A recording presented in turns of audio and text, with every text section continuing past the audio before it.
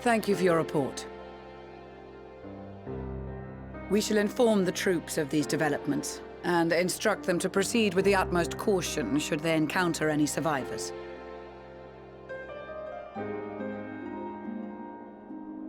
Allow me to go and speak with the ones at the victor's spoils.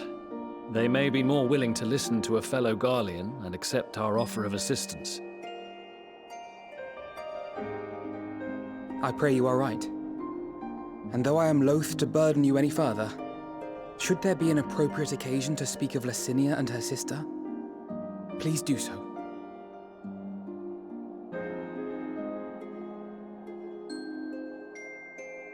I am sorry to have put you through this.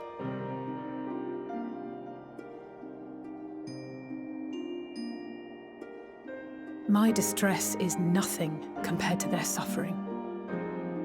So tell me, what else have we learned?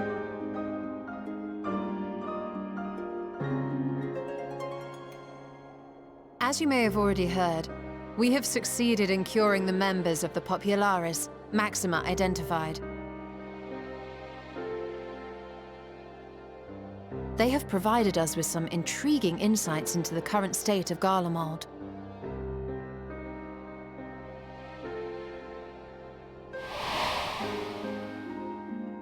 The assassination of Emperor Varus was the catalyst for the civil war. Nerva declared his claim to the throne, and his opponents refused to recognize it. Fighting broke out in the capital, where Nerva's Third Legion clashed with the First, who remained loyal to Varus even after his death. Of course, even Imperial warmongers would balk at the idea of turning their shining city into a battleground. Like burning down the wood to spite the wasps. Neither side would be so mad. Unless something or someone inflamed their animosity to such an extent that they could not help but act against their better judgment.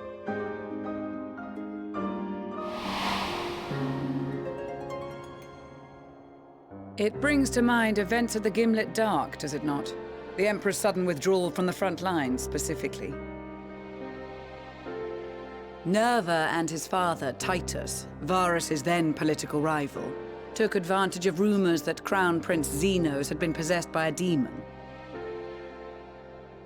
Elidibus, what better way to disparage your enemies than with the truth, or a close enough approximation? Indeed. But before their accusations could be substantiated, many of Titus's followers were silenced. While some were merely stripped of their status, others died under curious circumstances. One after another, suddenly and suspiciously. Again, Elidibus. Like as not, he had a hand in it. No evidence was found to implicate Varus, certainly. Nevertheless, Titus, Nerva, and the Third Legion would have judged it a brazen attempt by the Emperor to rid himself of his political enemies. And then, in the midst of this growing turmoil, Varus Sosgalvis is murdered.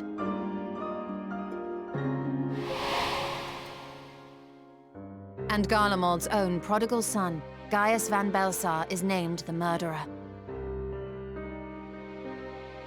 Shortly thereafter, Nerva claims the right of succession, and in response, the First Legion claims the assassination was part of a coup d'etat orchestrated by Titus and Nerva.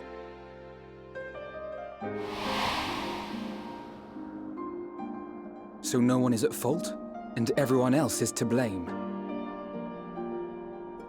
I should add that both parties received substantial financial backing, presumably to provide them with the means and encouragement to pursue a swift victory, and that these contributions came from the self-same benefactor. I'd heard House Brutus had been filling the Third Legion's coffers, but the First as well. It would seem so. Though the Popularis determined that the First Legion received funds from a variety of organizations, all had connections to House Brutus. So Fandaniel, in the guise of Asahi, was playing both sides against each other the entire time. The information we gained from my friends does not end there. One night, shortly after fighting broke out, the capital was shaken by an immense tremor. From that point onward, they have no memories, no recollection of any events, including our clash on the Magna Glaciers. But when asked about the Imperial Palace and its bizarre transformation, they somehow recall Emperor Varys giving them orders in their dreams. May the Tower of Babel stand as testament to the glory of Garlemald. This sounds awfully familiar. We have something to show you all.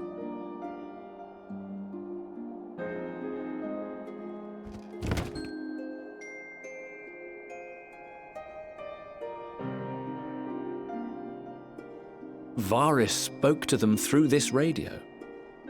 Perhaps it was a recording, but if not, that would be inexplicable.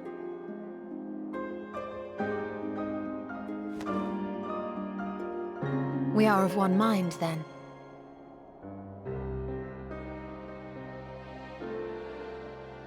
The ether that permeates the ore used in this device is almost identical to that of the talismans. I see it. While it is likely more by coincidence than design, these devices might also ward against a primal's influence. A picture is beginning to form. If the tremor felt throughout Garlemald was a wave of ether emitted by a primal, then while those within range would have been tempered, those huddled around a radio desperate for news concerning the Civil War would have been spared. No wonder Licinia kept it close. My friends, I must speak with you. A young man was caught trying to steal our supplies. He is a soldier of the Iron Men, we think, but one who has not been made thrall. Thankfully, Magni restrained him before blood was spilled. The stranger is outside, if you wish to ask him questions. I think we do.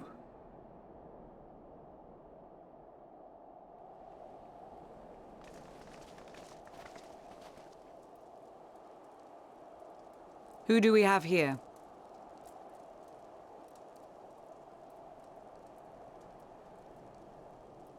Garleans? Traitors to your homeland! Have you no shame?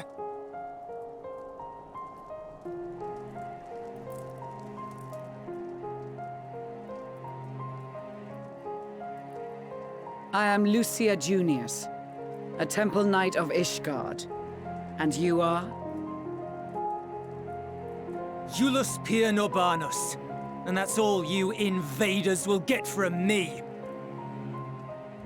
We are not here to invade Garlemald. Far from it. Like you, our allies in Eorzea and the Far East fight in defense of their lives and their loved ones even as we speak.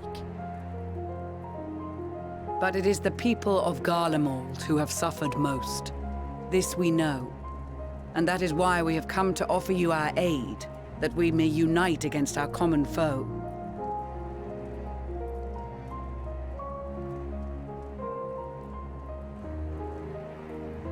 Whether you believe me or not, those are the facts.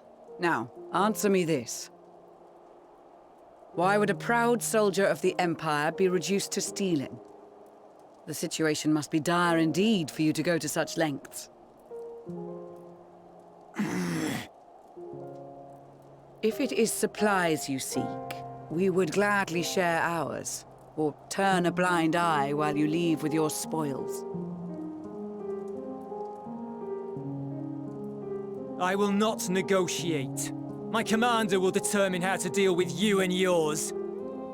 If you wish to treat with him, I will take you, but no more than 3. I don't much like the sound of that. But if we do accept his proposal, I suggest the 2 of us and...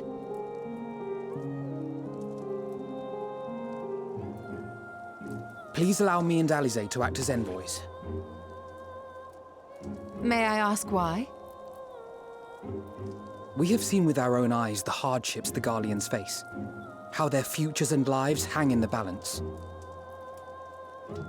It's not the warmest invitation, but it's an opportunity to prove our intentions true. Maybe not a chance to make things right, but a chance to make them better.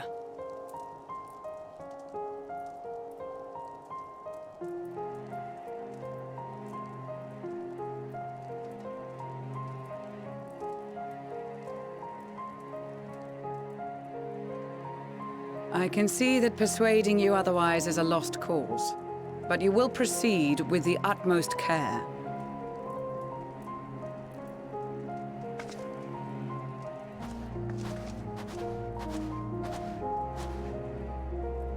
Couple of children and what? A sellsword? Is this an insult? Not in the least.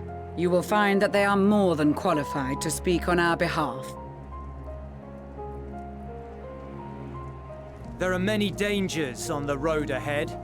I will need that back.